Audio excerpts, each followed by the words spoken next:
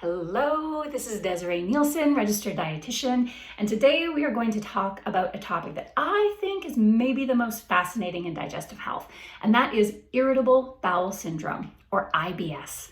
I want to talk to you about what it is and what it isn't, because I feel like there's a lot of miscommunication and confusion around the topic.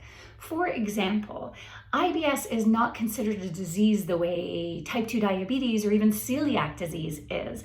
It's considered a functional gastrointestinal disorder, and that means exactly as it sounds. There's something going on in the function of the gut, but if you were to look at the gut under a microscope, it looks like pretty much the same as it always has, but something is definitely up with its function. Perception and perspectives on this definition are sort of changing now, with some considering IBS to be a disorder of the brain-gut connection. Now, that term might be new for you, it might not, so let's get us all up to speed.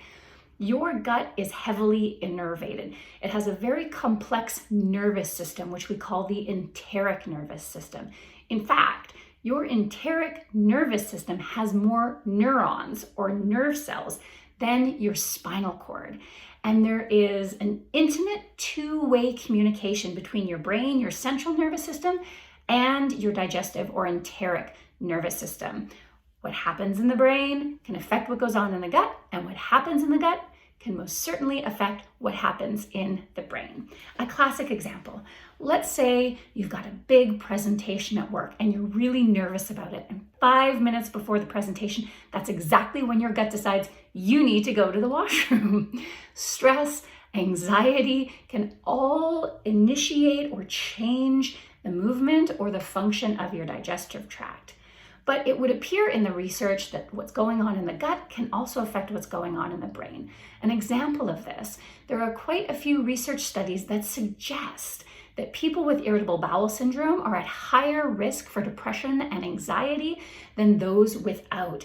And a little bit of literature suggests that it's actually the changes in the gut that come before the changes in the brain. So you can see that it's really important as we navigate these sort of twin issues of mental well-being, but also digestive well-being in our society, that everything is connected. And speaking of connected, we have our digestive tract that we're using to digest and absorb everything we eat. We know that there's a huge immune component and now nervous system component in the gut. We've also got trillions of bacteria living in that gut as well. And just as you might expect, your microbiome or your gut bacteria have an important role to play in helping to moderate not just digestive function, but immune function and nervous system function as well. So what does IBS actually look like, and how do you know if you have it? The diagnostic definition of IBS really hammers home the point that this isn't just like occasional gas and bloating. Actually all of my clients with IBS, myself included, because I have IBS, suffer and struggle with the symptoms of IBS every single day. And in order to have a diagnosis of IBS, you really need to have these symptoms active on a regular basis for the last 3 months, and then within the last 6-month period. And what are these symptoms? Pain, a significant amount of pain. And remember that pain is a construct of the nervous system. So you can see this sort of gut-brain connection coming into play here. There's usually a change in the form of your BM. So diarrhea is quite common, but you could also have constipation or a little bit of a mix between the two. And then your symptoms normally pop up sort of around having to move your bowels. So they can like get better before or worse before or better after or worse after, or they just sort of change as things down there change. So if you are dealing with any kind of like chronic diarrhea, chronic bloating, chronic abdominal pain, always go see your doctor. Never let this go unchecked, because it could be IBS. It could also be a whole host of other diseases or issues that you don't want to let go. So if you find yourself with a diagnosis of IBS, what do you do? In our practice, we really take an individualized approach. So for some people, simply cleaning up their diet, introducing more whole plant foods, fewer hyper-processed foods can really go a long way. But in fact, for irritable bowel syndrome, we're very lucky to have a gold standard dietary therapy, which is called the low Fodmap diet. Fodmap stand for fermentable oligo, di, and monosaccharides and polyols, which I know is a mouthful.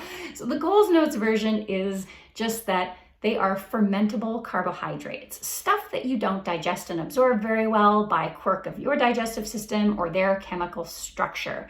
A classic example is lactose. Many of us have at least some degree of lactose intolerance, and since we don't fully break down and absorb the lactose, it stays in the gut where it can draw water to it, loosening up your stools, but then also it can be fermented by the trillions of bacteria living in your colon, causing gas, and depending on the motility and the sensitivity of your nervous system, that pain sensation or even bloating. So we often do a low FODMAP diet for people with IBS-D, so diarrhea predominant IBS, for about 4 to 8 weeks as we work on other things. Because the thing you have to know about the gut-brain disorder and the health of that whole system is that it is holistic. Stress is a critical moderator of digestive function. So while nutrition is important, you also have to take care of stress, whether that's sleeping more, whether that is meditation, whether that is an exercise regime to help you sweat it out. You have to address stress because it's always going to affect your nervous system and therefore your digestive well-being. The other thing that we've already talked about, and this gives you a clue that probiotics might be of help, is that IBS can show changes in the gut microbiome, and there can be dysbiosis, which means an imbalance of the beneficial to the non-beneficial or potentially even harmful bacteria in the gut. So probiotics are usually a part of my holistic strategy to take care of IBS alongside diet and stress management. And here I want to talk to you about BioK Plus Ibs Control. So this is a Canadian only product. In the US, the closest product is the 50 billion Daily Care Plus. In 2018, BioK received an indication from Health Canada for the use of BioK Plus to improve the quality of life for people with IBS-D. In the human clinical trial, we found that quality of life improved over the course of using a 100 billion dose, so that's 250 billion capsules of IBS. And there was also an improvement in stool consistency and stool frequency as well. I can tell you after over a decade of using probiotics for my clients and myself, they can be a game changer when it comes to IBS. But again, they're one piece of the puzzle. It's really important to know that IBS requires a lifestyle change and really diligent self-care. So if you're dealing with chronic pain, chronic diarrhea, chronic gas and bloating, you always want to go to your doc and check out and see whether or not you have IBS. IBS is not just one thing. It's a disorder of gut-brain connection, but there can be dysbiosis. You can have stress predominance. You can have dietary predominant. You really need to take an individualized approach to care. For me, that includes a probiotic, and you'll have to see what works best for you too.